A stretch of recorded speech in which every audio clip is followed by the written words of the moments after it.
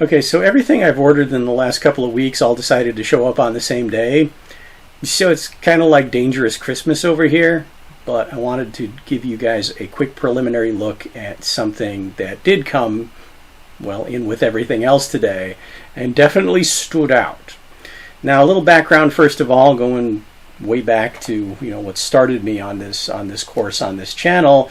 I've mentioned it in previous videos. About the beginning of 2020, I decided to get myself hardcore back into martial arts and swordsmanship. One, to get my health in order because I was suffering, but also as kind of rehab PT for, well, this thing. And as part of that, if you call it an excuse or whatever, I also got back into collecting. And you've certainly seen some of the things I've acquired in my reviews. Also, as my background gets busier, that's a random sample of my collection. But a video I did recently was a look at an old friend, the cheap import mystery steel, mystery origin, probably made in India, Kukri that I picked up over 40 years ago. I talked about how it's been just amazing, held up really well despite the fact that I really didn't pay much at all for it, and I put it through ridiculous abusive use and neglect over the years, and started to think, well, maybe I should invest in a good one. And then Joe over at Steel Forged and Fire Sword and Knife, if you haven't checked out his channel, definitely check out his channel. He did an excellent video on the Khukuri House in Nepal. So I kind of blame this on him in a good way. So I went over there and I went shopping, looked through their catalog, was looking for a traditional model, and there was one that definitely caught my eye. That was the one for me. And I guess I should have looked at the fine print a little bit more closely. Because apparently, that's not a knife. That's a knife.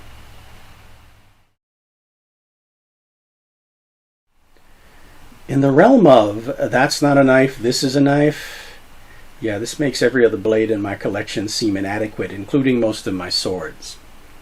I feel kind of inadequate just holding it, which means it might be awesome for physical therapy, or potentially catastrophic. I'll let you know how it goes. So how did I get here?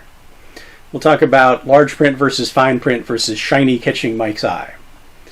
In my review of my old friend 11-inch blade, and I talked about how even though it's got about a 3/16 thick blade, a little thicker than your average machete, it's light, it's quick. I'll do a handling section later.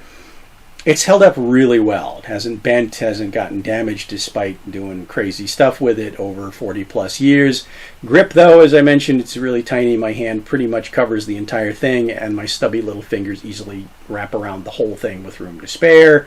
It's tiny enough that I get a little worried that my fingers are creeping up onto the sharp bits. But I figured, okay, any knife made for a Western market's probably going to have a bigger grip compared to traditional. Speaking of traditional, I wanted a traditional one to replace it with. So something around 11-inch blade. A lot of the service versions, they're more like 10 inches. I figured, well, if I could find one that's 11, well, while I'm at it, why don't I just go up to 12? It's only another inch, right? Bigger's better. Figured I'd get something a little bit beefier, and I figured the build would be a little bit beefier because, especially with the reputation of the Khukri House, a modern-made knife, especially built by them with their reputation, it would probably be a beefier beast. Okay, remember the B word. So I wanted a traditional one. I wanted one with 11 or 12-inch blade, and when I went on the Khukri House's catalog, the Chira Kukri caught my eye. Chira Fuller, this is a 3 Chira version. Now in my brain, Fuller means lighter. Apparently in Kukri science, Fullers are for shock absorption. So it actually means beefier blade. How beefy are we talking about? Okay, the 12-inch length apparently is measured from the top of the chow notch. So that's the sharp bit is 12 inches. So I measure the entire blade at more like 12 and a half, 12 and 3/4. The grip It's 5.5 inches. So my hand wrapping around it, yeah, there's room for another half a hand on here, and it's quite stout. This is sword hilt stout. Specifically, the shape of this grip. Now, it has a nice palm swell here that kind of tells me to grab it here, and that's where the balance kind of feels the best. If it slips down, you got this nice flared pommel to catch it, so it's not going anywhere.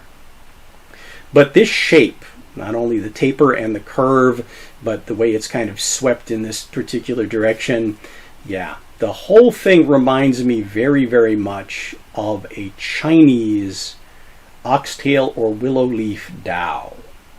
So if you're into Chinese swordsmanship, those Qing dynasty sabers, yes, it's pretty much what this feels like.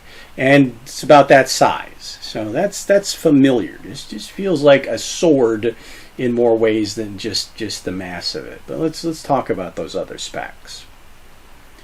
Rat tail tang on my old friend. I knew I'd be getting a nice stout full tang, and boy, this is. The blade is certainly wider, but the big issue is thickness. You're talking 5160 spring steel. Okay. Now, 3/16 of an inch, pretty thin. I consider a good stout knife, or even in some cases a decent sword thickness, to be 1/4 of an inch. That's kind of what I was expecting. 3/8, right?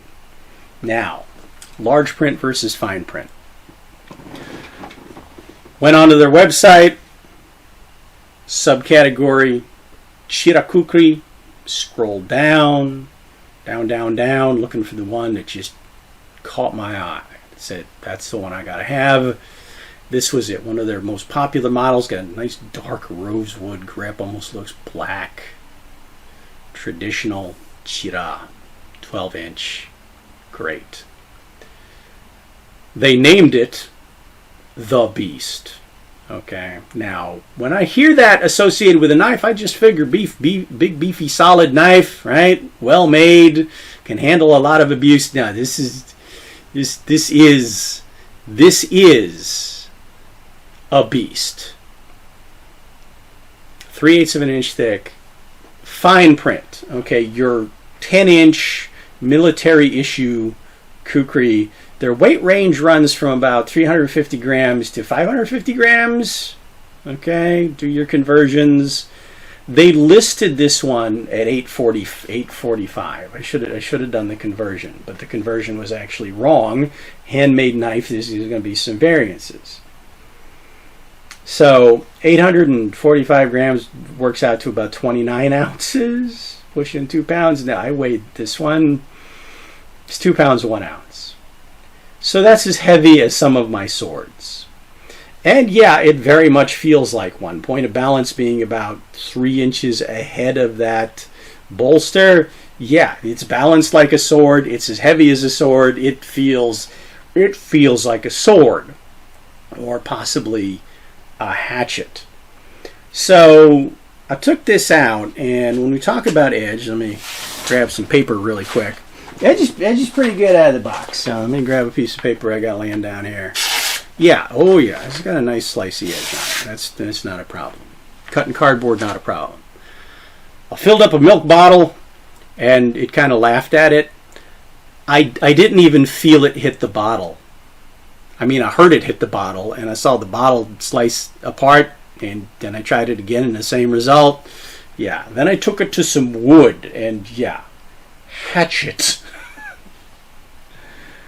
Wood like butter. Yeah, phenomenal. And it does indeed eat up those impacts really, really well. But it's massive. It's over 2 pounds. All right. The only complaint I've specifically got about the knife, and if you look at it, the full tang is very well done, very smooth, very, very well fit. Now, there's several different versions I've noticed, even in the same listing on the website. They show some different versions, basically in terms of different pin orientation. Some have 2, this one has 3, and this one also has a little lanyard hole. You don't see that on all the pictures, so you see some variation. It tells you that, these are handmade. Has a nice, set of grooves here, double grooves here. Very smooth here. Everything is well fit, but the finish on the blade is kind of rough. Kind of, you know, barely right off that grinder sort of thing. You see it a little bit in the finish. If that bothers me, I mean, this is a knife for hard use. If it bothers me, I can certainly take some really fine wet sandpaper to it and just smooth it out. And I might do that and do a quick update on the knife later. Tell you how I'm doing with it and how it's doing over time. I have no doubt that it's going to hold up. Let's take a look at the sheath. All right, a couple of more disappointments here. I mean, the sheath is very attractive buffalo leather, pretty solid wood, but the knife came wrapped in this really thin plastic wrap cellophane, like all over, really tight. And I think with the heat and other environmental conditions, it was really stuck on everything, kind of like tape. It took me a while to get it off, and in the process of doing that, you can kind of see, yeah, I took some of the finish off the patent leather coating on this leather. So I might just go ahead and refinish the leather. It's not a deal breaker for me. I feel like that gloss finish on the leather is just maybe not the thing for this knife, so I might just go ahead and do that. But everything else, I mean, it feels like it's put together reasonably well. Don't know, with a knife this heavy, it might be a little too flimsy. Now, fit of it, one of the things I mentioned in my other Kukri video. See, here we are already.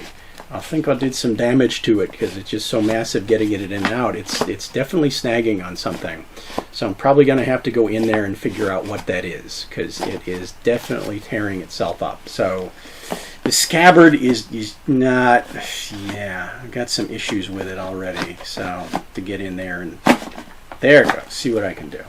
All right, that's safety tip. I already kind of broke the safety tip. Grab it like a taco. So you're grabbing it from the back and you don't have your hand, just in case the blade comes through the side of the scabbard. You don't want your fingers in the way.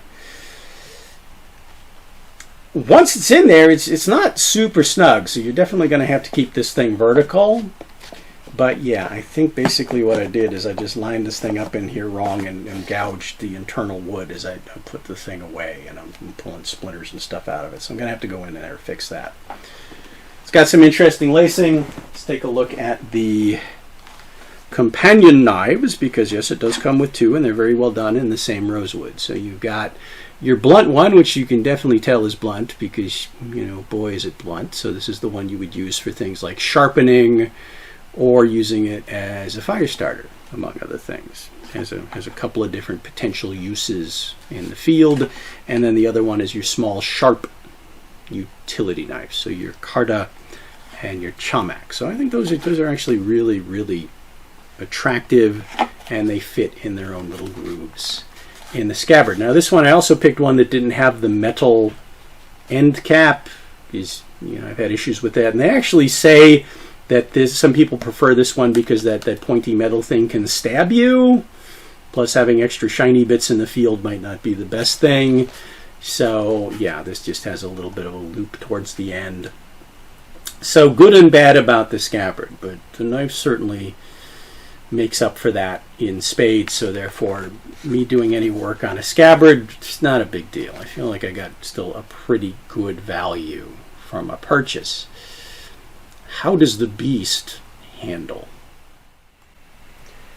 All right. Back to the caveats I always repeat in my swordsmanship and martial arts videos, that I don't consider myself any kind of master expert, anything like that. Especially applies here because I have no formal training whatsoever in the use of the Kukri. I have seen demonstrations, techniques, drills, and kind of copied that and applied what I know about other, well, edged weapons. Now this one, very light, and I can pretty much just kind of pinch that bolster. Allows me to move it around very, very quickly for slashing, draw cuts, short little chop cuts, bigger chops. And yeah, you can, once you get used to the angle of this thing, you can thrust fairly effectively with it. Also with this one, I can flip it around, and yes, I've seen it used this way by Gurkha, where yeah, you could slash with it this way, and yes, you can even stab with it or use it along your forearm to block. That curve can catch your weapon pretty effectively. So yeah, it does have uses in the reverse grip as well as the forward grip. But you know, it's light and thin. I can flip it around. It's not that big a deal even with my injured hand. Okay. Let's talk about physical therapy, because this is, well, basically a sword. It's like a full-size sword compacted down to about an 18-inch overall length. So that could certainly be a very good thing in the limited spaces I have to work with. And as I said, that grip feels like a Chinese Dao grip. So familiar there. It is a little bit beefier. The balance point is, it's sitting about 3 inches, which is where I'm comfortable with a sword. So I can move it around. I can't do quite the same kind of speed movements that I would do from the wrist. My wrist isn't up to that, but this could be quite good for strengthening my wrist. Draw cuts, bigger chopping, hacking cuts, thrusting with it. Yeah, I have a really strong sense of where the tip is. It's kind of like a copus. Flipping it around in the reverse grip. Yo, yeah. Probably not something I'm going to be doing frequently for a while. This is kind of like having a sword in the reverse grip. That just, it doesn't feel very good to me. So, that's going to take a little bit of work. But power, like I said, this thing chopped wood like it was butter, went clean through cardboard, sailed through that milk jug like it wasn't there, and yeah, cuts paper just fine with the existing edge. That is really just not a problem. That it slices just fine as is out of the box. So I may polish it a little bit, figure out, well, what the heck is hanging up inside that scabbard, refinish the damaged patent leather finish there. But I feel like, yeah, for about $140, I got a thing that's probably going to last longer than me. If I make any changes to it, upgrade it, tune it up, whatever, I'll do an update. Also may do, again, more comparison videos with other kind of blades. But yeah, just the back of this thing. Weapons potential. Incredible. Anyway, check out the Khukuri House. Otherwise, I hope you found this interesting, informative, entertaining. As usual, thanks for watching, and I hope to see you back for more. Alright, I think I figured out what the problem was. The one I'm used to, the tip is swept pretty nicely, evenly forward, whereas the tip of the beast, well, he's pretty straight. So I looked in there. There are no flaws or imperfections, damage, anything like that. Perfect inside. What I'm doing apparently is, as I go to sheath it as I'm used to, is I am simply stabbing it into the back of the wood. And I just need to learn how to put this thing away properly. So the problem lies between my ears.